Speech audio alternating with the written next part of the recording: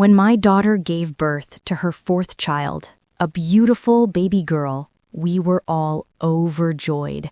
Everyone, except her husband. The moment the doctor said it's a girl, his face changed. He didn't even hold the baby. He just turned to my daughter and said, "You can't even give me a son?" That night, he walked out of the hospital and never came back. Please give it a like, subscribe to the channel, and tell me in the comments where you're hearing my story of revenge. I want to know how far it's gone. I remember standing there beside my daughter's hospital bed, holding that tiny baby in my arms while she cried silently into her blanket. She looked so fragile, so lost. "Mom," she whispered, "why does he hate me so much?" I didn't have an answer. I just brushed her hair back and said, "You didn't fail him, Emily. You gave life. You gave love, and that's more than that man will ever understand." But inside, my heart was burning. Her husband, Mark, had always been the proud type. Too proud, honestly. The kind of man who thought being a husband made him a king, and everyone else just existed to serve his ego. From the moment Emily married him, he made it clear he wanted a son. The first time she had a daughter, he smiled for the pictures but barely looked at the baby. The second time, he didn't show up until the next day. The third time, he blamed Emily for bad luck. And by the fourth, he'd had enough. When he walked out that night, he didn't even look back.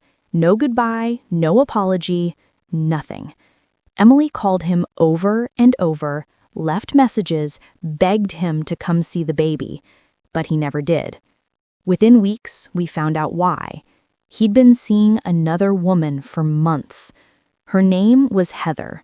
Younger, wealthier, and, as Mark loved to tell everyone, the kind of woman who'll give me a real family. I can still remember the day Emily found out he remarried. She sat on the porch with her coffee untouched, just staring at the trees in the yard. "Mom," she said quietly, "I guess I was never enough." I wanted to scream, to tell her that man wasn't worth her tears, but her voice, it broke me. So instead, I just said, "You'll see, honey, life has a way of turning things around." And it did, but not yet. For the next few years, Emily raised her 4 girls on her own. She worked 2 jobs, waitressing during the day, cleaning offices at night. I helped with the girls when I could, but I saw the toll it took on her. She'd come home after midnight, exhausted, still making school lunches before going to bed. And no matter how tired she was, she'd still kiss her girls goodnight and whisper, "Daddy loves you, even if he's not here." Meanwhile, Mark was living like a king. New wife, big house, fancy car, and soon enough, his dream came true. Heather gave birth to a son. He threw a party so loud it echoed through town. Everyone posted pictures of him holding that baby boy like he'd just won the lottery. People said he bragged that his legacy was finally secure. I saw those photos online. I won't lie. It hurt. Not because I wanted what he had, but because of how easily he'd replaced my daughter and her girls. But I didn't say anything. Sometimes silence is the sharpest weapon. The years went by. The girls grew up, strong, beautiful, and kind, just like their mother. Emily rebuilt herself slowly. She found her confidence again. But sometimes I'd catch her looking out the window, that same sadness in her eyes. And every time I'd remind her, "You don't need him. One day, he'll need you." And that day came sooner than I expected. One cold December morning, nearly 15 years after he left her, I opened my front door and froze. Standing there was Mark, older, thinner, broken. His clothes were worn out, his eyes hollow. He looked nothing like the man who once walked out of a hospital like he owned the world. And when he said, "Can I see Emily?" I knew karma had finally done its job.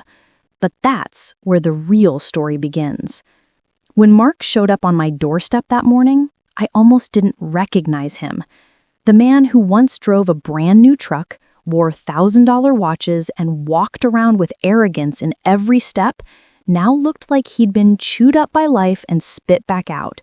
His hair had gone gray, his skin was pale, and his hands shook as he spoke. He said, "I just want to talk to her. Please, Mary, just let me see her." Part of me wanted to slam the door right in his face. The other part, the mother in me, wanted to drag him inside and make him see every tear my daughter cried because of him. But instead, I just said, "She's at work." He nodded slowly, eyes glancing down. He said, "She's still working at that diner?" Like he'd been keeping tabs on her.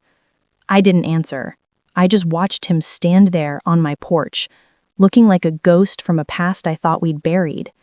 When he finally walked away, I sat down and just stared at the road for a long time, because I knew deep down, whatever brought him back wasn't guilt. It was consequence. And I was right.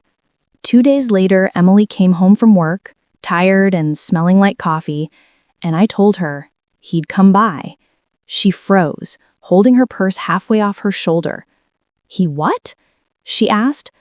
"I said he said he wanted to talk to you," I said softly. She laughed, but it wasn't the kind of laugh that comes from humor. It was the kind that comes from disbelief. Now he wants to talk? After all these years? After leaving me to raise 4 kids on my own while he played house with that woman? I nodded slowly. I didn't let him in. She stared at the floor, silent. "Good," she whispered. "But you know how life works. It doesn't let things rest." The next week, she saw him herself. He showed up at the diner, sitting in one of her booths like a lost man. She said when she saw him, she froze. He looked up at her like a stranger. And when he said, "Emily, please, I just need a few minutes," she didn't know whether to scream or cry.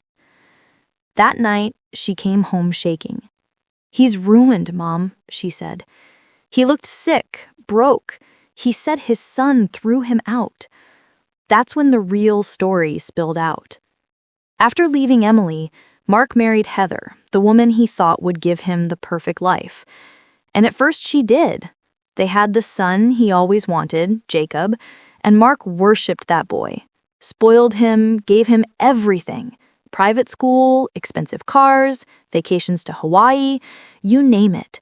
He built his entire world around that boy, convinced that he was his legacy, his pride, his proof of manhood. But children learn from what they see, and Jacob learned arrogance. He learned entitlement. He watched his father treat women like objects and people like stepping stones. And when Heather got sick a few years later, breast cancer, stage 2, Mark wasn't there for her. He was too busy keeping up appearances, pretending everything was fine. Heather's family blamed him for her decline. She passed away quietly one winter morning, and after that the cracks started showing fast. Jacob changed. He started resenting Mark. Maybe it was grief, maybe guilt, maybe realizing his father wasn't the hero he thought he was. But it built up, and by the time Jacob turned 20, he wanted nothing to do with him.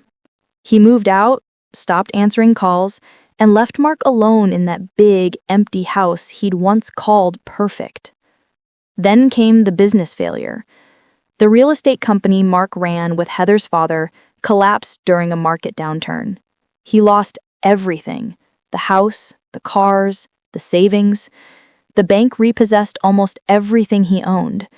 The man who once bragged about never needing anyone ended up renting a single room behind a gas station on the edge of town. When Jacob found out, he didn't offer help. He sent his father a text. "You always said you wanted a man for a son. Well, be one. Figure it out." That was the message that broke him. So when he came to see Emily, he wasn't there out of love. He was there out of desperation. The world had stripped him of everything, and now he was crawling back to the one person who had always loved him when he didn't deserve it. "Mom," Emily said that night, her voice cracking, "he said he wants to come back home."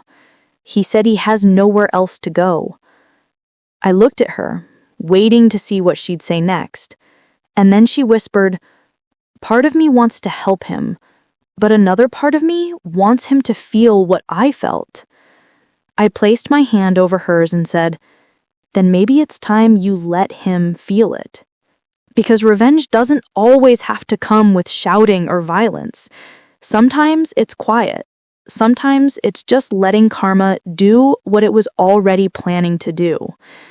And in the days that followed, that's exactly what started to happen.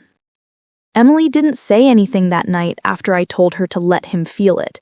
She just sat there at the kitchen table, staring at the cup of tea that had gone cold in her hands. I could see the storm brewing behind her calm eyes. After everything he'd done to her, part of her still had a heart too kind for revenge. But another part, the part that had cried herself to sleep for years, was finally ready to stop being the victim. A few days later, Mark came by again. He looked even worse this time. His clothes were wrinkled, his eyes sunken, and the pride that once filled every word was gone. He stood on the porch like a man afraid of being told he didn't belong. And, truthfully, he didn't. Emily opened the door and looked at him in silence for a good 10 seconds before she said, "What do you want, Mark?" He swallowed hard, and "I just need a place to stay, just for a while until I can get back on my feet." She crossed her arms. "You mean until someone else fixes your life again?" He looked down, shame coloring his voice. "Emily, I know I messed up. I shouldn't have left you. I shouldn't have said those things." She laughed bitterly. "You didn't just say things, Mark. You destroyed me. You left me in a hospital bed with a newborn and 3 little girls asking where their daddy was. You didn't just walk away. You erased us." He didn't argue. He couldn't. For a moment, I thought she was going to slam the door in his face, but instead she did something unexpected. She stepped aside. "You can stay," she said coldly, "but don't think for a second that this means forgiveness." He hesitated, then nodded and stepped inside. That night, the same house he had once refused to visit became his shelter. But it wasn't a home anymore. It was a reminder of everything he'd thrown away. The girls didn't recognize him at first. The younger ones barely remembered his face, and the older 2 refused to even look at him. When he tried to say hello, they walked away. The silence in that house was thick with all the words he'd never said, the birthdays he'd missed, the tears he'd ignored.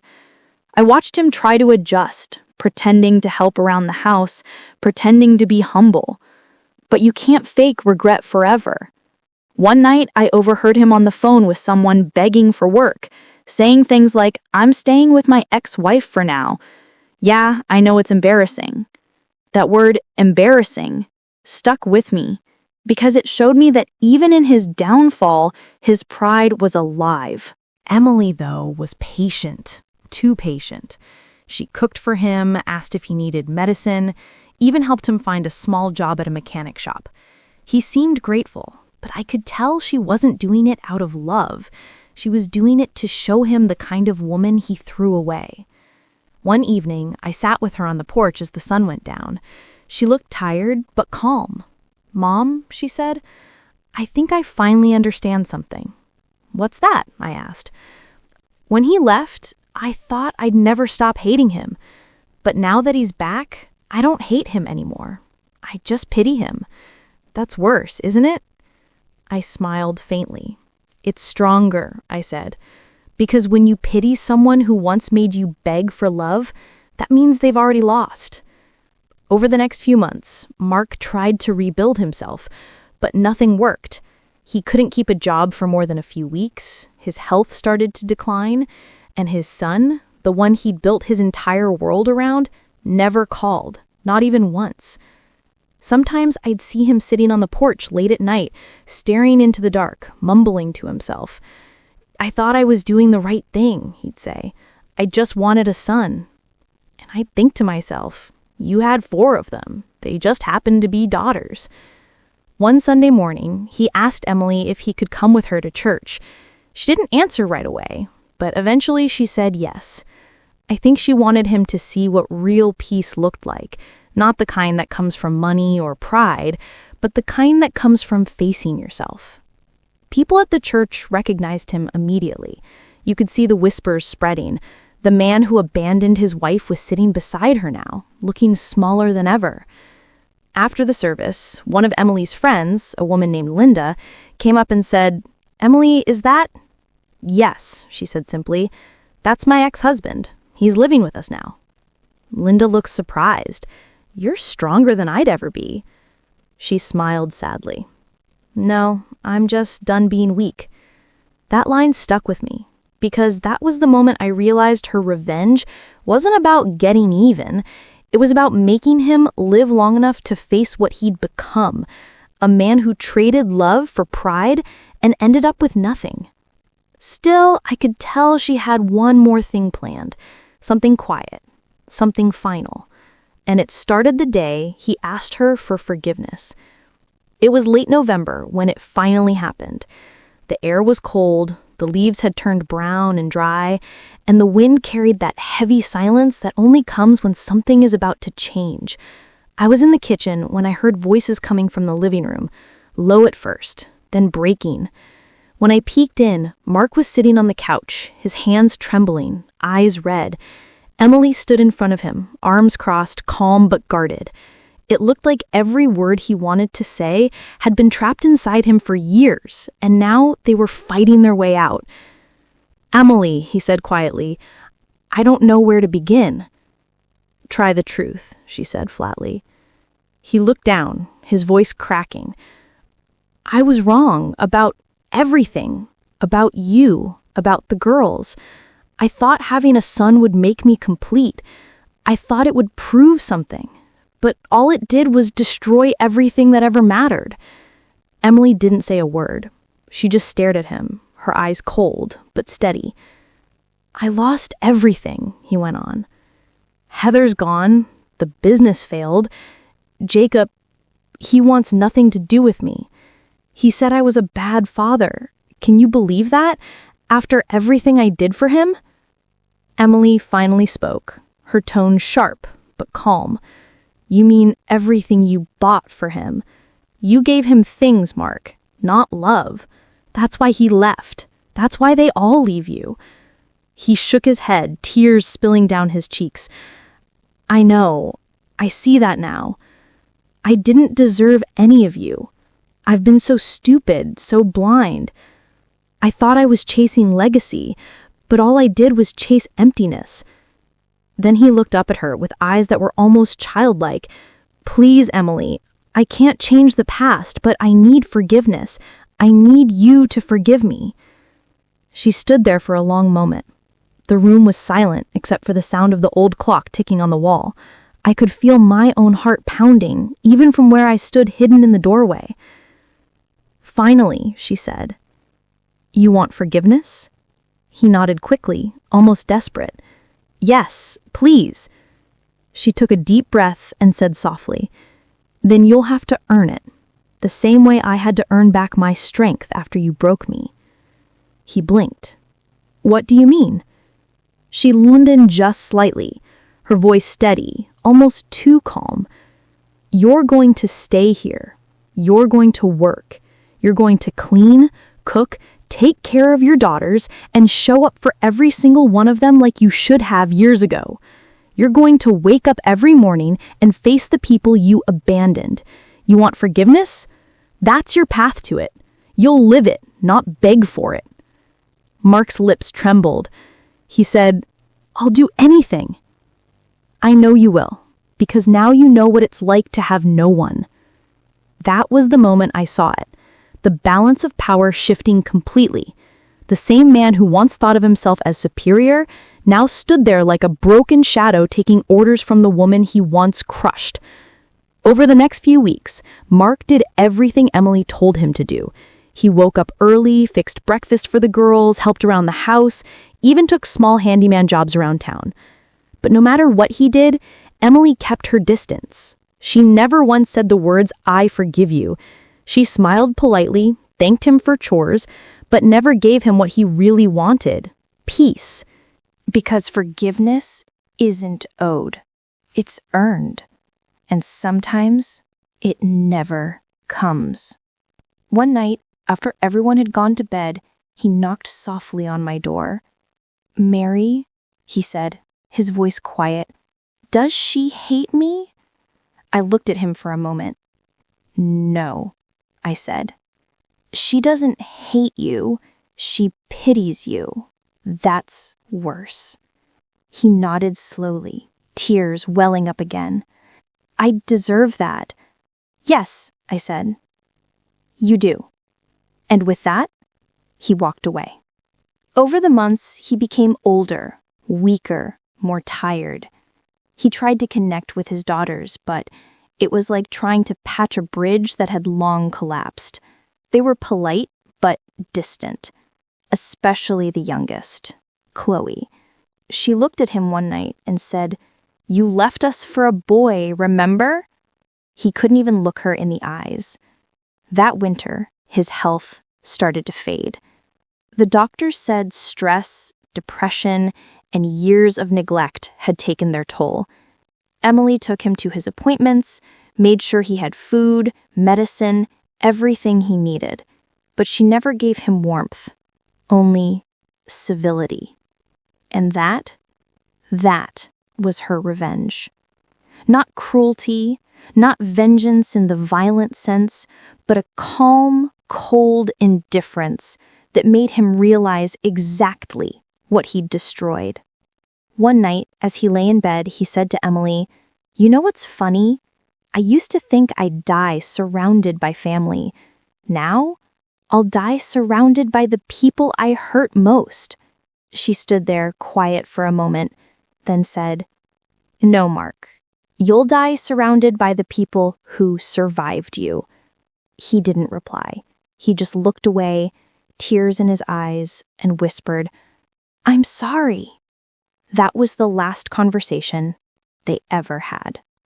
Mark's health declined faster than anyone expected. It was like the weight of guilt finally caught up to his body, dragging him down piece by piece. Some mornings, he could barely walk to the kitchen. He would sit by the window, staring at the street as if waiting for something or maybe someone that never came. The girls went about their days, polite but distant, always careful not to stay in the same room too long. The damage he'd done was too deep, too lasting. Emily never raised her voice, never lashed out. Her revenge had already been delivered, quietly, through time itself. She'd rebuilt herself from ashes, and now she was the calm at the end of the storm. She made sure Mark had his medication, made sure he ate, but she never once said the words he still longed to hear: forgiveness. One morning, I walked into the living room and found Emily standing near the window. The sunlight poured in through the curtains, hitting her face. She looked peaceful, but there was something heavy in her eyes. Mark was on the couch, his breathing shallow, his hands trembling slightly. He looked up at her and tried to smile. "I had a dream," he whispered, his voice barely there. "You were laughing. The girls were laughing. We were all together again." She just nodded, a faint smile on her lips. Dreams are funny like that. They show us the things we broke but can't fix. He blinked slowly, eyes wet, and whispered, "Do you think I was ever a good man?" She took a long breath and said, "You were a man who made choices, and then you became a man who lived with them. That's all any of us can say." He swallowed hard, and his eyes fluttered closed.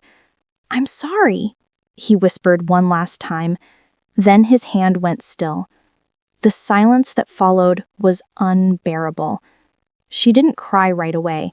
She just stood there, still as stone, looking at him like she was seeing both the man he had been and the ghost of what he could have been. Then slowly she sat down beside him, her hand brushing against his. "I forgive you," she whispered, but not for him, for herself. Because forgiveness isn't about giving peace to the one who hurt you. It's about freeing yourself from the chains they left behind. At the funeral, there weren't many people, just me, Emily, the girls, and a few faces from the town who barely remembered him. There were no grand speeches, no flowery words, just quiet goodbyes and the sound of the wind rustling through the trees. Afterwards, the girls stayed by the grave a little longer. Lily, the eldest, finally spoke. "Mom," she said softly, "do you hate him?" Emily shook her head. "No, honey. Hate keeps you trapped. I let that go a long time ago." "What about love?" Chloe asked, her voice trembling. Emily smiled faintly. "Love never really dies, it just changes shape. What I feel now isn't love for him, it's love for the woman I became because of what I survived." For the first time in years, I saw peace on her face. Not happiness exactly, but something stronger. Acceptance. Weeks turned into months. Life settled back into its rhythm. Emily started teaching again at the local art center. The girls flourished, each in her own way. Lily got into nursing school. Chloe started writing poetry.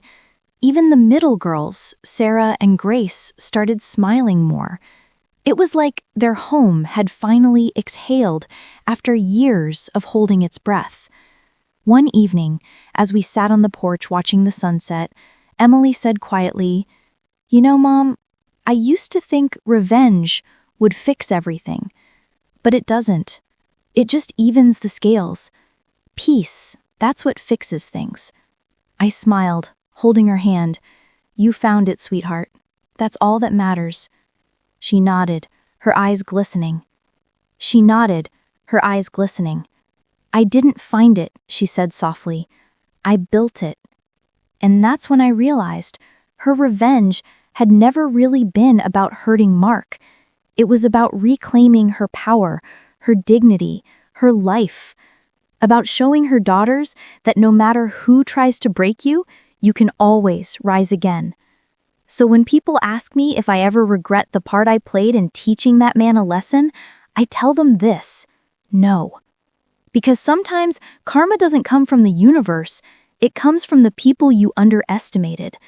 And maybe that's the real justice. What would you have done in my shoes? Would you have let him back in? Or would you have turned him away for good? Be honest. Tell me in the comments. And if you felt her pain the way I did, please give this story a like and subscribe. I want to know how far stories like hers can go. Because somewhere out there, another woman is rebuilding herself right now. And maybe, just maybe, this story will remind her that she's not alone.